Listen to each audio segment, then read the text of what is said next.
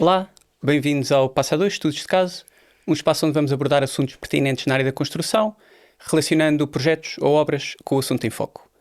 No episódio de hoje vamos falar sobre a fiscalização e a gestão de projeto em fase de obra. Em vez de falarmos sobre vários projetos, como é costume, provavelmente vamos abordar vários. Temos connosco a Rita Pinheiro, gestora de projeto na Alphalink. Olá, Rita. Olá, Henrique. Tudo bem? A Rita acompanhou e acompanha várias obras, desde projetos de residencial até edifícios de escritórios, até umas dark kitchens, ouvi pelo meio. Sim. E ainda assim direto ao assunto, eu, pelo que me apercebo em conversas que vou tendo com colegas, amigos, com intervenientes na indústria da construção, parece-me que existe alguma confusão entre o que é a gestão de projeto em fase de obra e a fiscalização. Para além disso, acho que a fiscalização tem mau nome. As pessoas não olham como uma função que ajuda a obra para que corra da melhor maneira, olham mais como um empecilho muitas vezes do que como esta tal ferramenta ou função que sirva para ajudar a obra. Queria perceber contigo se consegues perceber porquê e se consegues fazer bem esta distinção entre o que é a fiscalização e o que é a gestão de projeto em fase de obra. Olá, Henrique. Olha, achei piada à questão, à imagem que tu nos deste do fiscal como o polícia mau da obra, e é verdade. E eu penso que isso vem de trás, porque na verdade o conceito da fiscalização consolidou-se na altura do Estado Novo, quando se deu aquele boom das obras públicas e o Estado sentiu necessidade não só de organizar o setor da construção, como também de ter um agente no terreno que controlasse as obras públicas. E daí vem a figura de polícia, não é? Na obra. E eu própria às vezes sinto isso na primeira vez que entro numa obra nova. Acho que as pessoas, o empreiteiro e os trabalhadores olham um bocadinho para nós ainda com esse... Meio de lado. Sim, um bocadinho de lado. Mas estou em crer que depois, com o decorrer da obra, essa imagem vá sendo diluída, não é? Relativamente à questão da diferença entre gestão de projeto e fiscalização, ora, a gestão de projeto é algo muito amplo. Na gestão de projeto o foco é fazer o projeto acontecer e para isso tens uma visão de tudo a 360 graus. A fiscalização é algo muito mais focado apenas na obra, na execução da obra, garantir que o projeto está a ser executado conforme o caderno de encargos e de acordo com a lei em vigor. São conceitos diferentes, mas que de alguma forma se complementam e por isso é que na Alphalink nós fazemos a fusão dos dois, porque achamos que isso é que faz sentido. Ok. Então assim de forma meio simplista, quase que podemos classificar a fiscalização como sendo um bocadinho mais reativa e a gestão de projetos um bocadinho mais proativa. Claro que há aqui uma camada de cinzentos nisto, mas assim de forma simplista poderia ser isso, sendo que, como dizes, o melhor dos dois mundos seria mesmo juntá-los e usar o que é bom de cada um em conjunto. Passando então à forma como estes intervenientes devem estar em obra, e se calhar daqui para a frente vou usar o termo só fiscalização, mas entenda-se esta fusão entre as duas atividades. Como é que vês o papel da fiscalização em obra? Quais é que são assim, os papéis fundamentais? Resumidamente, os papéis fundamentais, pelo menos da Alphalink em obra, é 1. A gestão administrativa da obra, 2. Abrir caminho ao empreiteiro e 3. Monitorizar a qualidade. Ok. Admitindo que a gestão administrativa seja assim o trabalho mais corrente, transversal a todos. Não tratar dos qualquer autos, dúvida, parece-me a mim. Analisar trabalhos a mais, coisas desse género. Interessa mais focar sobre o que me parece diferente. E o que falaste aí foi o abrir caminho ao empreiteiro e monitorizar a qualidade da obra. O que é isso de abrir caminho ao empreiteiro? Não é uma coisa que se costume ouvir? Ora bem, tu tens um dono de obra que tem uma obra para fazer. Quem faz a obra é o empreiteiro. E, portanto, nesta ótica parece-me lógico que se tenha que ajudar o empreiteiro. Até porque fazer obras não é fácil. E nos tempos que correm as obras tornaram-se processos extremamente burocráticos. E, portanto, parece-nos que ao abrir caminho ao empreiteiro, ao facilitar-lhe a vida, porque parece que ele anda sempre um bocadinho aos tropeções e parece que para avançar precisa de pedir licença para tudo. Há muito aquela tendência, por exemplo, de termos que aprovar tudo, com FAMs e BAMs. Só que um parênteses, os FAMs e BAMs são pedidos de aprovação de materiais, ou boletins, ou fichas. Tem a sua nomenclatura. Isso. Portanto, para nós não faz sentido que a obra seja uma revalidação do projeto. E, portanto, o que é que faz sentido efetivamente aprovar? São as alterações. Que podem surgir por diversos motivos, porque há uma descontinuidade no equipamento ou no material, porque há uma proposta de alteração que o empreiteiro propõe por causa de prazos de entrega, por exemplo, e aí sim, e até por erros de obra, muitas vezes, de projeto, pode acontecer. Aí sim justifica-se essa aprovação. Tudo o resto não. É perder tempo. Certo. E, portanto, eu acredito que facilita ao empreiteiro ele saber que o projeto é para executar e essa é a função dele e que nós só teremos que aprovar o que efetivamente é diferente. Percebo, a ideia é agilizar processos, não é? Seja, exatamente. Para que todos tenham mais tempo para se focar naquilo que é essencial, fazer. Não é? Isso faz parte de uma gestão eficaz do tempo, que é cada vez mais escasso. E o que é que se pode fazer mais para abrir caminho ao empreiteiro? Olha, outra coisa muito importante é garantir que o empreiteiro tem a informação toda necessária para executar o projeto. Nomeadamente, que tem todos os projetos e as versões mais atualizadas desses projetos. O que parece evidente, mas não é nada fácil garantir isso. Não é raro numa obra aparecer o instalador da AVAC com um desenho que vai na revisão A, quando nós sabemos que ela já vai na D. Portanto, isto é um trabalho nosso que eu acho que é importante. Depois, é garantir que as dúvidas, os pedidos de esclarecimento, são respondidos de uma forma rápida e eficaz. Podemos fazer isso de uma forma mais reativa, que é e-mail para um lado, e-mail para o outro. Tipo, pombo correio.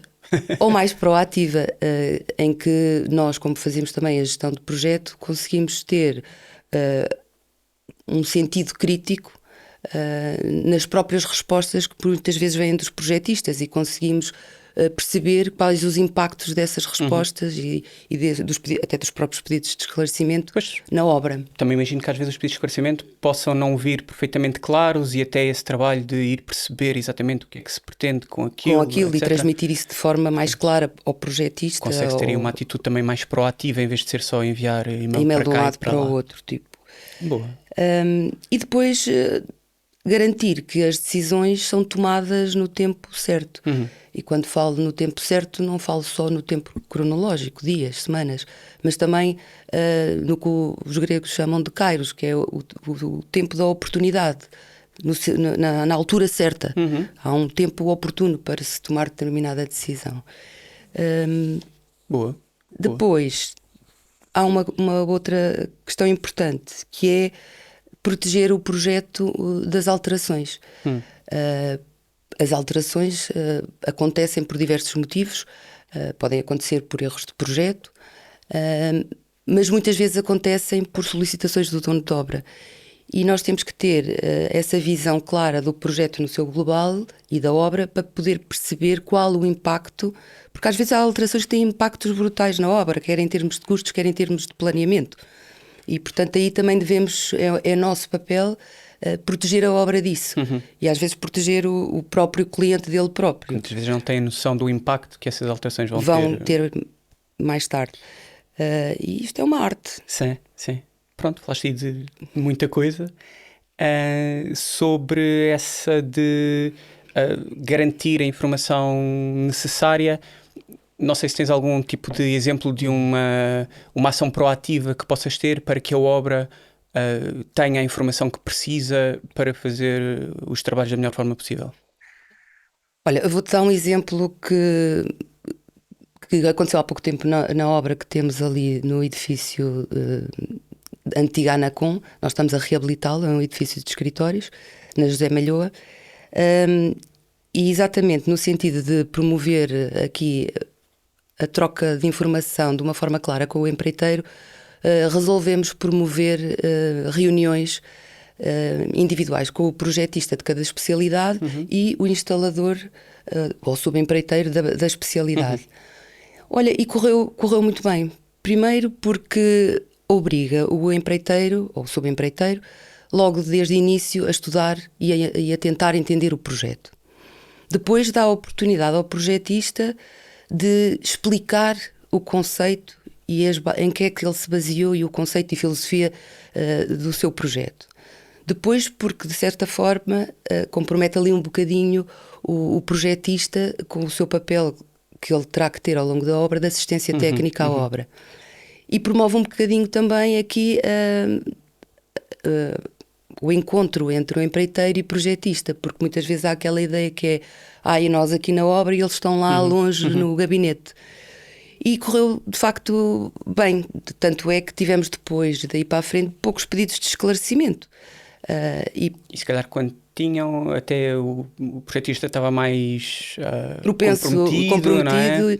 e as já pessoas deixaram de ser só um nome na assinatura de e-mail, começaram Sim, ali estreita-se uma relação que depois facilita a comunicação também. Boa. Muito bem.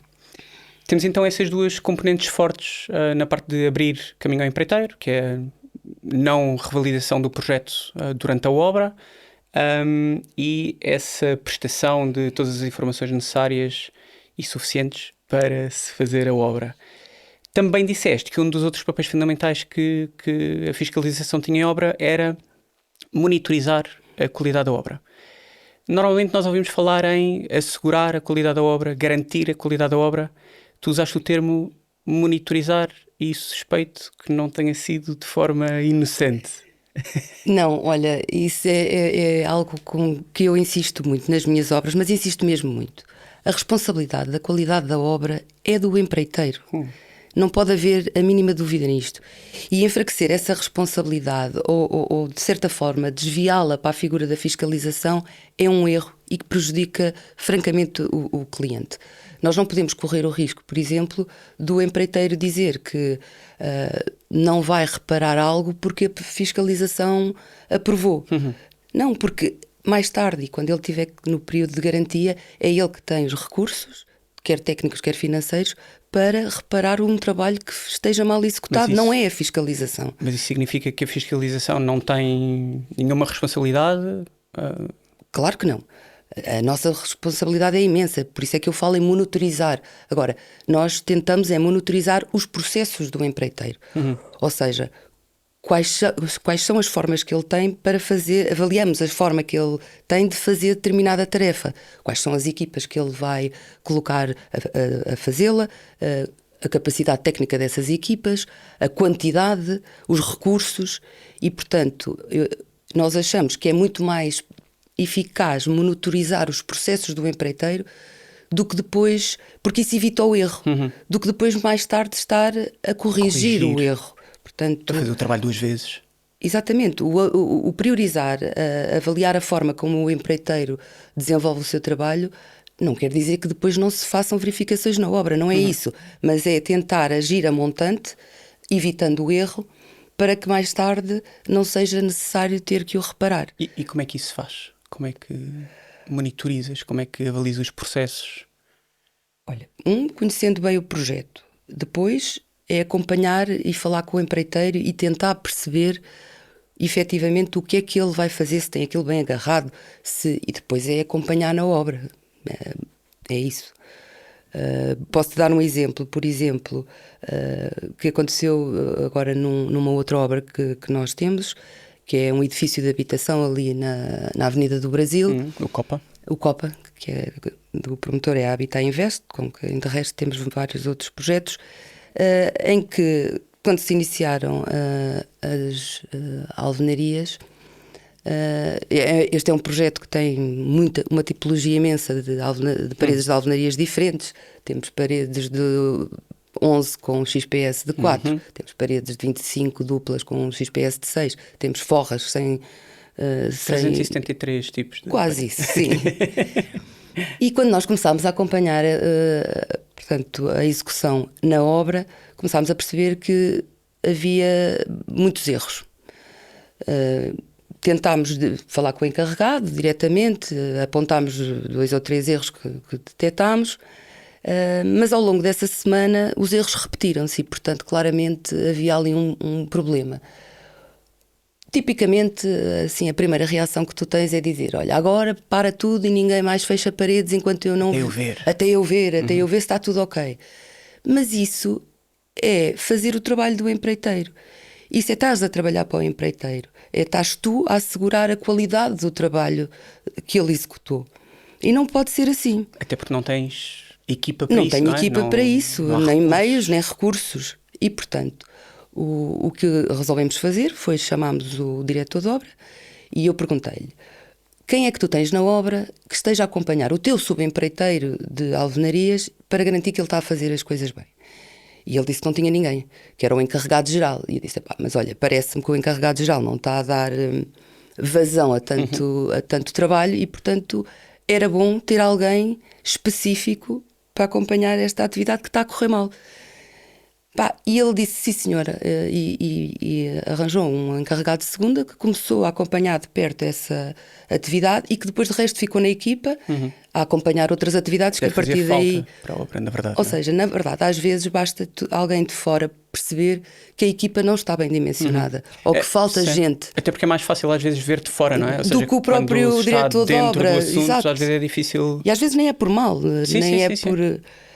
é por falta de alguém que diga. E, portanto, é isto que é, no fundo, ir à origem do problema e não tentar depois reparar o erro. Sendo que, na verdade, só se detectou esse erro também porque se andava na obra, não é? Às vezes também pode passar a ideia que monitorizar os processos significa que estou no meu escritório a ver as coisas a passar. Claro que não. Andar na obra é imprescindível e importantíssimo.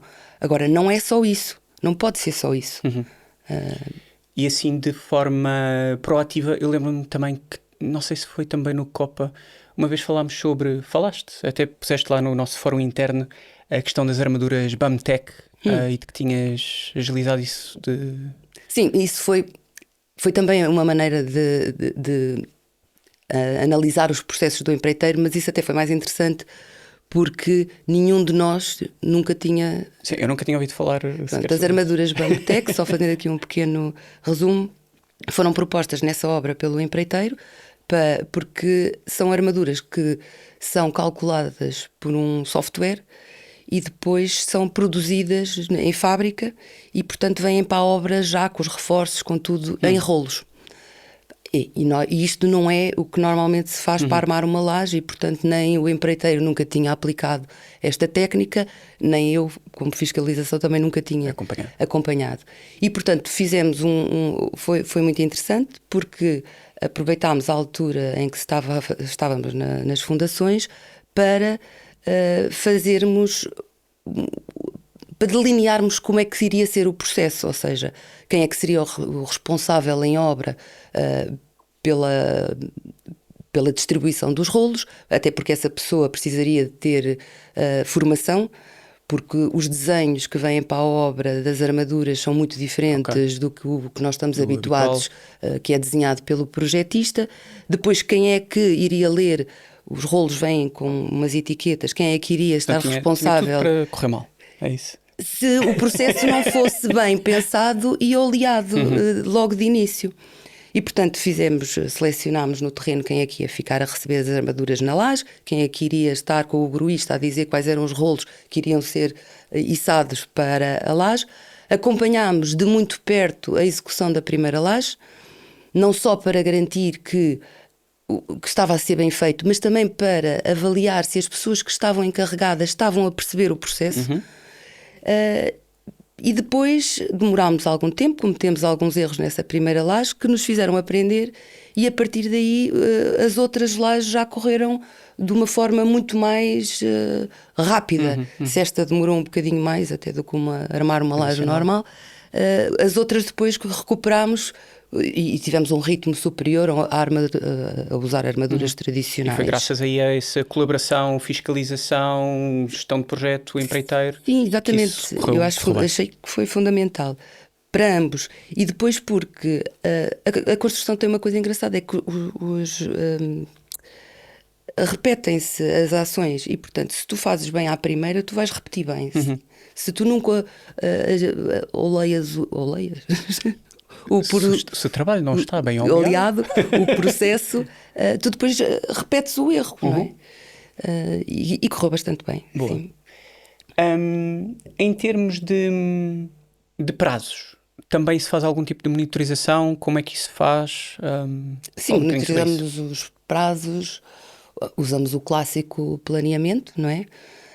Apesar de que é importante aqui perceber que controlar e monitorizar o planeamento não é necessariamente controlar e monitorizar o prazo da obra. Porque muitas vezes, como sabes, o planeamento às vezes é mal feito de início. Depois, muitas vezes, passado 6 meses, porque se alteraram atividades, porque se mudaram formas de trabalhar, o planeamento já nem sequer já não faz sentido, já nem está propriamente adequado ao decorrer dos nossos trabalhos. Muitas vezes, quando há um alerta de um atraso, também isso vem um mês depois da data de ocorrência e, portanto, que já nem vale a se pena, está a repetir uma coisa que já passou e que, entretanto, estamos a acumular ainda mais atrasos. Portanto, há outras formas também sem ser com o planeamento, de conseguir perceber se é razoável terminar na data que está prevista. Por exemplo, analisar a faturação versus o cronograma financeiro inicial. Tipicamente, se tens obras atrasadas 2 meses consecutivos, ou tens uma explicação plausível, ou então... Se o cronograma, se a faturação tiver... Sim, se houver uma subfaturação, isso é um sinal claro de um atraso na obra. E depois avaliar a carga de mão de obra, não é? É relativamente fácil perceber se aquelas equipas de 50, 100 ou 150 estão adequadas ao prazo que temos para as terminar. É fácil para ti, não é? Não sei se é assim tão, pois, tão enfim, fácil. Claro que há um know-how que tu vais adquirindo. Uma sensibilidade. Mas por isso é que nós até na Alpha Link estamos a tentar desenvolver uns rácios, uns índices com base em obras que tiveram sucesso e que já acabaram, para tentar balizar isso e ajudar os mais novos a perceber se essa carga de mão de obra é adequada à atividade que eles estão a dizer, que está a ser estudada e desenvolvida. Boa. Então, eu enfim, diria que a forma como tu vês uma boa atuação da fiscalização é ser uma figura que trabalha para dar as melhores condições ao empreiteiro para que possa fazer aquilo que sabe fazer melhor, que é executar a obra, para alertar quando uma coisa não está a funcionar tão bem quanto deveria. E, portanto, é uma ferramenta para que a obra flua da melhor maneira. Eu espero que sim. Há a prestação de informação que é sempre necessária e eu acho que grande parte desse trabalho gira em volta de pedidos de esclarecimento, pedidos de alteração, muitas vezes preparações de obra que devem ou não ser analisadas. E isto leva-me a um ponto que também gostava de falar contigo, que é relativamente a esta figura, a preparação de obra, que por conversas que temos tido dentro da Alpha Link com projetistas, com empreiteiros, parece que há uma grande confusão na indústria sobre o que é a preparação de obra e para que é que serve. E isto cria depois um desfazamento de expectativas e às vezes algumas complicações que se calhar seriam evitáveis se estivesse mais bem definido para que é e para que serve a preparação de obra.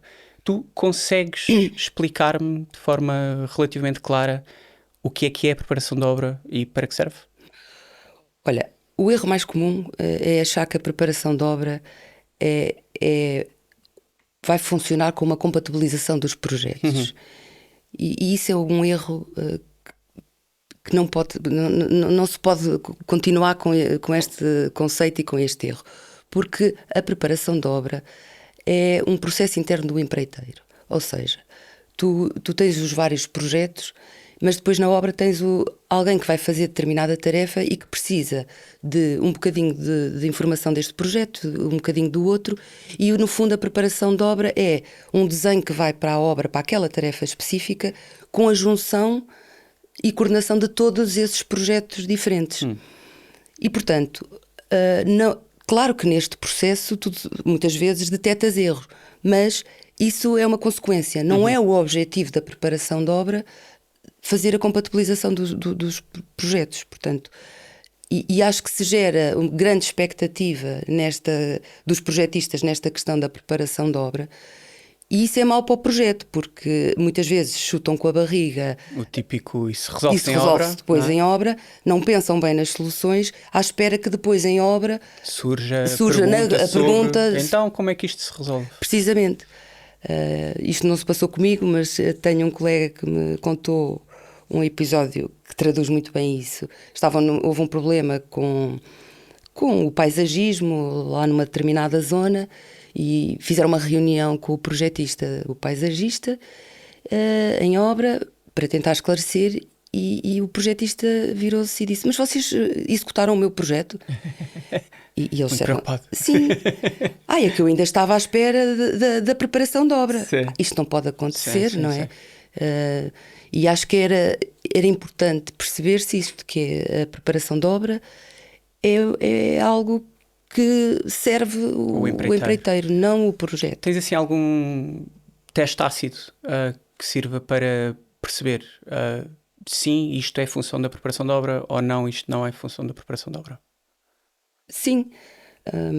Se tu tens que dar ao projetista para aprovar uma preparação de obra, então isso tem que ser uma peça de projeto. Okay. Parece-me simples. Portanto, como em tudo na vida há nuances, sim, não é? Eu acho que acho que podemos ter, por exemplo, pedir, por exemplo, preparações de áreas técnicas, que são zonas extremamente complicadas. Acho legítimo pedir isso. Acho que podemos pedir pormenores da carpintaria de uma porta específica que é um pouco diferente. Pronto, como em tudo temos que ter um bocadinho de bom senso, não é? Sim, e se calhar também faz sentido, até para o empreiteiro se conseguir organizar, pedir-se à partida o que é que se vai logo querer de início, ver, não é? Logo de início. Eu até queria ter visto isto, mas não pedi e fiquei à espera, sim. Muito bem, boa. Já vai sendo prática do passo a 2 acabar com uma recomendação. Se só pudesses dar uma recomendação para quem exerce esta função de fiscalização, o que é que seria? Tem que se conhecer muito bem o projeto. Tem que se conhecer o projeto de trás para a frente, de frente para trás, os vários projetos. Portanto, da frente para trás temos que ser as pessoas em obra que melhor conhecem o projeto. Portanto, se houver assim alguma coisa em que a fiscalização se deve concentrar é conhecer o projeto. Muito bem, boa. Obrigado pela partilha da experiência. Obrigada, Henrique. Espero que esta conversa seja útil para quem nos acompanha e que tenha acrescentado alguma coisa para aprofundar os temas que aqui vamos discutindo. Foi o Passo a 2, estudos de caso, a fiscalização e a gestão de projeto em fase de obra.